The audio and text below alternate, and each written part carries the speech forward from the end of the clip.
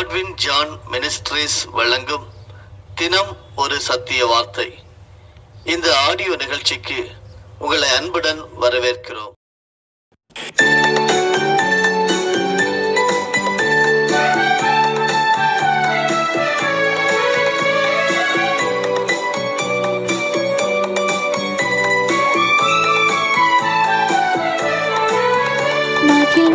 மகிழ்வோம் தினமாக மகிழ்வோம், இசுராஜன் நம் சொந்தமாயினார்.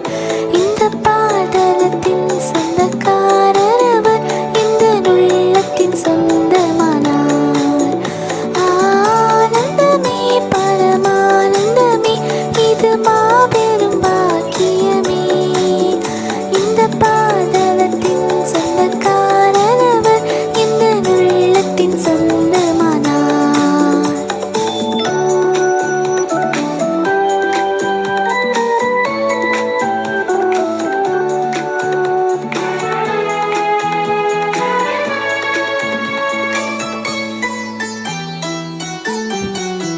சின்னஞ்சிறு வயதில் என்னை குறித்து விட்டார், தூரம் போயினும் கண்டு கொண்டார்.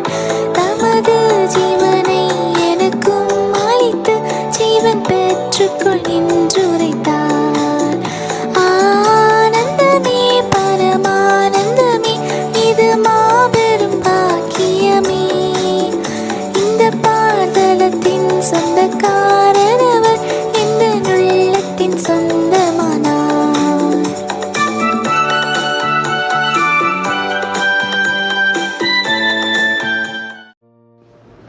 பிரியமானவர்களே, நீங்கள் தேவனை நோக்கி செய்யும் ஜெபங்களில் நான் போராடுவது போல நீங்களும் என்னோடு கூட போராட வேண்டும் என்று நம்முடைய கர்த்தராகிய இயேசு கிறிஸ்துவ நிமித்தமும் ஆவியானவருடைய அன்பின் நிமித்தமும் உங்களை வேண்டிக் கொள்கிறேன். சமாதானத்தின் தேவன் உங்கள் அனைவரோடும் கூட இருப்பாராக. ஆமேன். ரோமர் 15 வசனங்கள் 32 மற்றும் 33. செபிப்போம். பரலோகத்தின் நல்ல தேவனே, ஆண்டவராகிய இயேசு கிறிஸ்துவின் பரிசுத்த நாமத்தில் நாங்கள் உம்மிடம் வந்து நிற்கிறோம். இன்றைக்கு நீர் இந்த நிகழ்ச்சியின் மூலம் கற்றுத்தரக்கூடிய பாடங்களை தெளிவாக கற்று உம்மிலே நாங்கள் வளரும்படியாக உதவி செய்யும். சமாதானத்தின் தேவன் எங்கள் ஒவ்வொருவரோடும் இருக்க வேண்டுமா செபிக்கிறோம். இயேசுவின் மூலமே பிதாவே, ஆமேன். இன்றைய தியான தலைப்பு 7 பண்டிகைகள். ஆதார வசனம் லேவியராகமம் 23 வசனம் 4. சபை கூடி வந்து பரிசுத்தமாய் ஆசரிக்கும்படி நீங்கள் குறித்த காலத்தில் கூற வேண்டிய கர்த்தரின் பண்டிகைகள். இந்த 7 பண்டிகைகள் என்னென்ன, அவைகளின் ஆவிக்குரிய ரகசியங்கள் என்ன என்பதை பற்றி சற்று தியானிப்போமா? முதலாவது பண்டிகை பஸ்கா பண்டிகை. இரண்டாவது பண்டிகை புளிப்பில்லாத அப்ப பண்டிகை. இன்றைக்கு மூன்றாவது பண்டிகையாகிய முதற்கனியின் பண்டிகையை தொடர்ந்து தியானிப்போம். நான் உங்களுக்கு கொடுக்கும் தேசத்தில் நீங்கள் போய் சேர்ந்து அதன் வெள்ளாண்மையை அறுக்கும் போது உங்கள் அறுப்பின் முதற் பலனாகிய ஒரு கதிர்கட்டை ஆசாரியனிடத்தில் கொண்டு வர கடவீர்கள். உங்களுக்காக அது அங்கீகரிக்கும்படி ஆசாரியன் அந்த கதிர்கட்டை ஓய்வு நாளுக்கு மறுநாளில் கர்த்தருடைய சந்நிதியில் அசைவாட்ட வேண்டும். லேவியராகமம் 23 வசனங்கள் 10, 11 கொடுக்கப்பட்டிருக்கிறது. முதற்கனியின் பண்டிகை என்பது சேகரிப்பின் பண்டிகையாகும். கோதுமை பயிரின் முதற் பலனாகிய ஒரு கதிர்கட்டை மாத்திரம் அறுவடை செய்து ஆசாரியனிடத்தில் கொண்டு வருவார்கள்.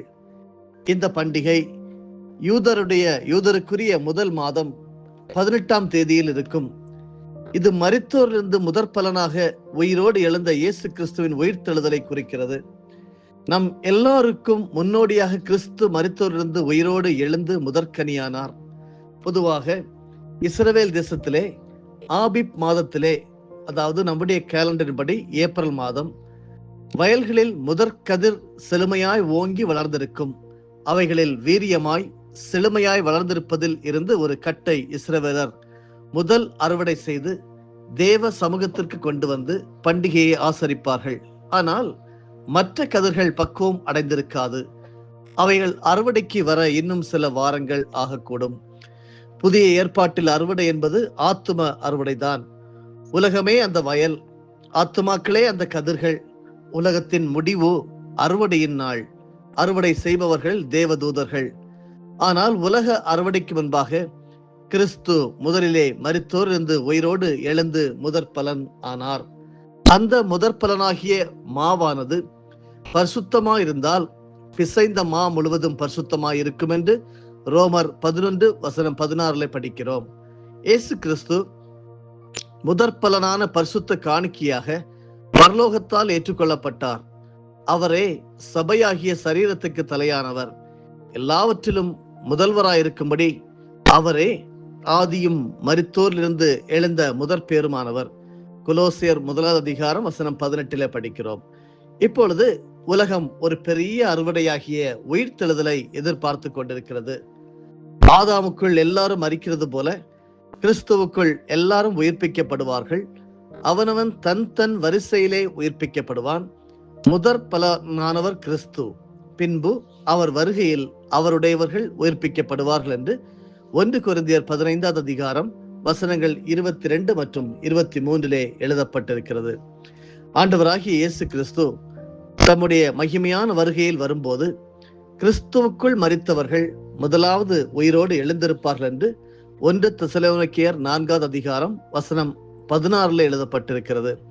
அதன் பின்பு உயிரோடு இருக்கும் நாமும் இமைப்பொழுதிலே மறுரூபமாக்கப்பட்டு கிறிஸ்துவுக்கு எதிர்கொண்டு போவோம் என்று 1 கொரிந்தியர் 15:52 1 தெசலோனிக்கேயர் 4:17 பார்க்கிறோம்.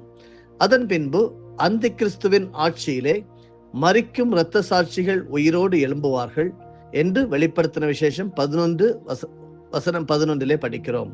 மட்டுமல்ல, வெளிப்படுத்தல் 11ஆம் அதிகாரத்தில் சொல்லப்பட்ட 2 சாட்சிகள் மரித்து உயிரோடு எழுந்து பரலோகத்திற்கு செல்வார்கள் என்று வெளிப்படுத்தின விசேஷம் 11:12 எழுதப்பட்டிருக்கிறது.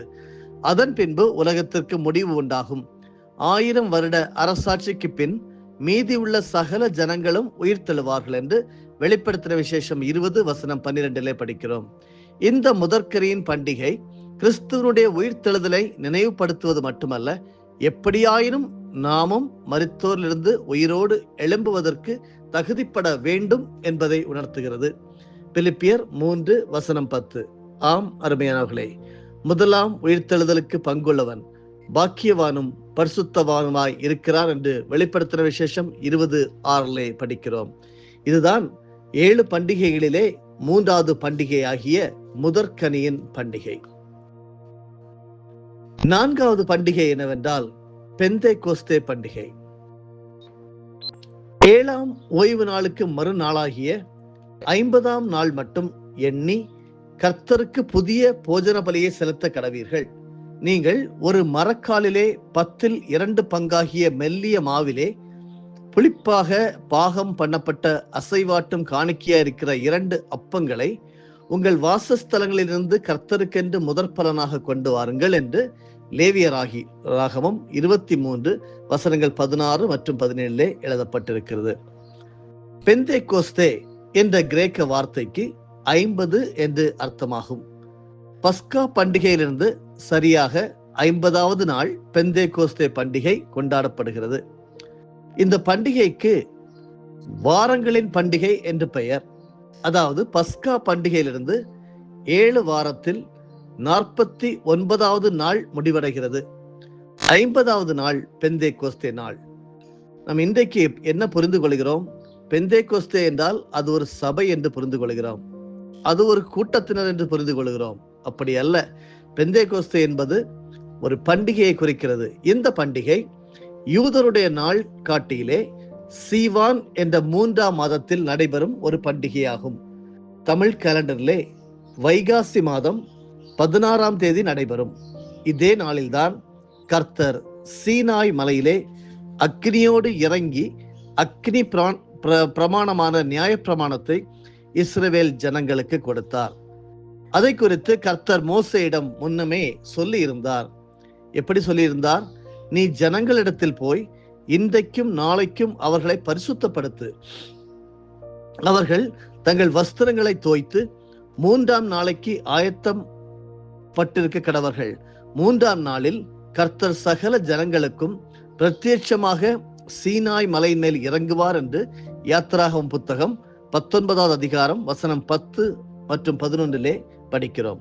அப்படியே நாம் புதிய ஏற்பாட்டுக்கு வந்து விடுவோம். புதிய ஏற்பாட்டுக்கு வரும்போது இயேசு கல்வாரியிலே மரித்து சரியாக 50வது நாள் பெந்தேகோஸ்தே நாள் வந்தது. அன்று மேல் வீட்டறையிலே காத்திருந்து ஜெபித்துக் கொண்டிருந்த ஒவ்வொருவர் மேலும் ஆவியானவர் இறங்கினார். அக்கினி அபிஷேகம் இறங்கினது. ஆவியானவர் தங்களுக்கு தந்தருளின வரத்தின்படியே வெவ்வேறு பாஷைகளிலே பேசத் தொடங்கினார்கள் என்று அப்போஸ்தலருடைய நடபடிகள் 2வது அதிகாரம் வசனம் 4 படிக்கிறோம். பெந்தேகோஸ்தே நாளில்தான் முதலாவது பரிசுத்த ஆவி ஊற்றப்பட்டு கிருபையின் காலம் ஆரம்பித்தது. கிறிஸ்துவின் மனவாட்டியான சபை உருவானது. சீஷர்கள் ஆவியினாலும் வல்லமையினாலும் அக்கினியினாலும் அபிஷேகம் பெற்றார்கள். இந்த நாளில்தான் முதல் ஆத்ம அறுவடையாக 3000 பேர் ரட்சிக்கப்பட்டார்கள். அன்பானவர்களே, உங்கள் தனிப்பட்ட வாழ்க்கையிலும் அந்த பெந்தேகோஸ்தே நாள் வர வேண்டும். நீங்கள் விசுவாசிகள் ஆனபோது பரிசுத்த ஆவியை பெற்றீர்களா என்று அப்போஸ்தலனாகிய பவுல் அப்போஸ்தலர் நடபடிகள் 19வது அதிகாரம் வசனம் 2 மூலமாக உங்களையும் என்னையும் பார்த்து கேட்கிறார். இதுதான் பண்டிகைகளிலே, அந்த 7 பண்டிகைகளிலே 4வது பண்டிகை ஆகிய பெந்தேகோஸ்தே என்கிற பண்டிகை. 5வது பண்டிகை என்னவென்றால் எக்கால பண்டிகை. பின்னும் கர்த்தர் மோசேயை நோக்கி, நீ இஸ்ரவேல் புத்திரரோடே சொல்ல வேண்டியது என்னவென்றால், உங்களுக்கு 7ஆம் மாதம் 1ஆம் தேதி எக்கால சத்தத்தால் ஞாபக குறியாக கொண்டாடுகிற பண்டிகை என்கிற சபை கூடும் பரிசுத்த ஓய்வு நாளாய் இருப்பதாக. அதிலே சாதாரணமான யாதொரு வேலையும் செய்யாமல் கர்த்தருக்கு தகன பலி செலுத்த வேண்டும் என்று சொல் என்றார். லேவியராகம புத்தகம் 23வது அதிகாரம் வசனங்கள் 23, 24, 25 நாம் படிக்கிறோம். இந்த எக்கால பண்டிகை யூதர்களுடைய கேலண்டர்லே 7ஆம் மாதமாகிய எதானிம் மாதத்தின் முதல் நாளிலே கொண்டாடப்படுகிறது. ஆங்கில மாதத்தின் படி அக்டோபர் மாதம் இந்த பண்டிகை வரும். சிந்தியுங்கள், 6ஆம் மாதம் முடிந்து 7ஆம் மாதம் 1 தேதியில் எக்கால பண்டிகையின் எக்காலங்கள் தொனிக்கும். கர்த்தர் முதல் 6 நாளும் உலகத்தில் உள்ள அனைத்தையும் சிருஷ்டித்தார். 7ஆம் நாள் வந்தபோது அந்த நாளில் அவர் ஓய்வெடுத்தார் அல்லது இளைப்பாறினார் என்று சொல்லி நாம் புரிந்து கொள்கிறோம். அந்த நாளை முக்கியப்படுத்தி பரிசுத்தப்படுத்தினார் என்றும் எழுதப்பட்டிருக்கிறது. அது எக்கால பண்டிகையின் ரகசியமாகும். அன்பிற்கினியவர்களே, ஆதாமிலிருந்து நம்முடைய காலம் வரைக்கும் ஏறக்குறைய 6000 ஆண்டுகளாகி இருக்கின்றன. இது கர்த்தருடைய பார்வையில் வெறும் 6 நாட்களே ஆகும். 7ஆம் நாள் என்பது இனி வரப்போகிற 1000 வருஷங்கள். இயேசு கிறிஸ்து இந்த பூமியில் ராஜாதி ராஜாவாக, கர்த்தாதி கர்த்தாவாக அரசாள போகிற வருஷங்கள். இந்த 1000 வருஷங்களும் தேவ ஜனங்களுக்கு கிறிஸ்துவில் இளைப்பாறும் வருஷங்களாய் இருக்கும். தேவ ஜனங்கள் என்று நான் சொல்வது உங்களையும் என்னையும் தான். ரட்சிக்கப்பட்ட உங்களையும் என்னையும் தான் நான் தேவ ஜனங்கள் என்று சொல்லி நான் குறிப்பிடுகிறேன். நம்முடைய பைபிள் சொல்லுகிறது, 7ஆம் தூதன் எக்காலம் ஓதினான்.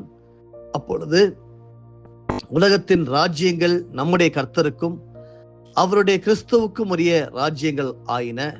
அவர் சதா காலங்களிலும் ராஜ்யபாரம் பண்ணுவார் என்று கம்பீர சத்தங்கள் வானத்தில் உண்டாயின என்று வெளிப்படுத்தின விசேஷம் 11வது அதிகாரம் வசனம் 15 படிக்க முடிகிறது. இந்த வெளிப்படுத்தின விசேஷம் மிக மிக முக்கியமான ஒரு பகுதி பரிசுத்த வேதாகமத்திலே. இனி நடக்க போவது என்ன, கிறிஸ்தவர்களுக்கு எப்படி நடக்கும், கிறிஸ்துவை நம்பாதவர்களுக்கும் கிறிஸ்துவை விசுவாசியாதவர்களுக்கும் தங்களுடைய வாழ்க்கையிலே ரட்சிப்பின் அனுபவத்தை பெற்றுக்கொள்ளாதவர்களுக்கும் எப்படி எதிர்காலம் இருக்கும் என்று சொல்லி மிக தெளிவாக திவ்ய வாசகனாகிய யோவானுக்கு வெளிப்படுத்தின 22 அதிகாரங்களிலே நாம் படிக்க முடிகிறது. அன்பானவர்களே, நீங்களும் நானும் ஒரு எக்கால சத்தத்தை தான் எதிர்பார்த்து கொண்டிருக்கிறோம். இன்றைக்கு போர் மேகங்கள் சூழ்ந்து போருடைய சத்தங்கள் தான் உலக பிரகாரமாக மனிதர்கள் செய்து கொண்டிருக்கிற காரியம். ஆனால் ஆண்டவர் ஒரு எக்கால சத்தத்தை அனுப்புவார். இயேசு கிறிஸ்து வரும்போது பிரதான தூதனுடைய எக்காலத்தோடு மட்டும்தான் வருவார். அவரோட கூட பரிசுத்தவான்களும் வருவார்கள். அவரை சந்திக்க ஆயத்தப்படும்படி இந்த எக்கால பண்டிகை உங்களையும் என்னையும் உணர்த்துகிறதாக இருக்கட்டும். அன்புக்குரியவர்களே, பரிசுத்தமாக வாழுவோம், தேவனுக்கு பிரியமாக வாழுவோம், தேவனை மகிழ்ச்சியுற செய்வோம், ஒவ்வொரு நாளும் அவருடைய உறவிலே பலத்திருப்போம். ஆண்டவர் உங்களோடும் என்னோடும் நிரந்தரமாக ஒவ்வொரு நாளும் பரிசுத்த ஆவியானவர் நமக்கு கற்றுத்தருவாராக. 7 பண்டிகைகளிலே பஸ்கா பண்டிகை, புளிப்பில்லாத அப்ப பண்டிகை, முதற்கனியின் பண்டிகை, பெந்தேகோஸ்தே பண்டிகை, எக்கால பண்டிகை என்று கற்றுத்தந்த பரிசுத்த ஆவியானவருக்கு நன்றி செலுத்துவோம். தேவனுடைய பிரசன்னம் நம்மை ஆண்டு கொள்ளட்டும். ஆமேன். நேற்றும் இன்றும் என்றும் மாறாதவராக இருக்கிற எங்கள் பரலோக தந்தையே, பரிசுத்த வேதாகமத்திலே குறிக்கப்பட்டிருக்கிற இந்த பண்டிகைகள் குறித்து, குறிப்பாக இந்த 7 பண்டிகைகளிலே மிக ஆழமான கருத்துக்களை நாங்கள் புரிந்து கொள்ளும்படியாக உம்முடைய பிள்ளைகள் மூலமாக எங்களுக்கு அழகாக கற்றுத் தருகிறீர். பரிசுத்த ஆவியானவர் எங்களுக்கு உணர்த்தி தருகிறீர். உமக்கு ஸ்தோத்திரம். ஒரு எக்கால சத்தத்தை நாங்கள் எதிர்பார்த்து கொண்டிருக்கிறோம். 1000 வருட அரசாட்சி நாங்கள் எதிர்பார்த்து கொண்டிருக்கிறோம். நாங்கள் நீதிமான்கள் ஆக்கப்பட்டிருக்கிறோம், ரட்சிக்கப்பட்டிருக்கிறோம், உம்முடைய பிள்ளைகளாக இருக்கிறோம். நாங்கள் உம்மோடு சேர்ந்து அரசாட்சி செய்கிற பிள்ளைகளாக இருப்போம் என்று சொல்லி விசுவாசிக்கிறோம். சமர்ப்பித்து ஜெயம் எடுக்கிறோம். நீரே இந்த நாளையும் வெற்றி நாளாக ஆக்கும். இயேசுவின் மூலமே பிதாவே, ஆமேன். என் ஆத்துமாவே கர்த்தரை ஸ்தோத்தரி, என் முழு உள்ளமே அவருடைய பரிசுத்த நாமத்தை ஸ்தோத்தரி. என் ஆத்துமாவே கர்த்தரை ஸ்தோத்தரி, கர்த்தர் செய்த சகல உபகாரங்களையும் மறவாதே. ஆமேன்.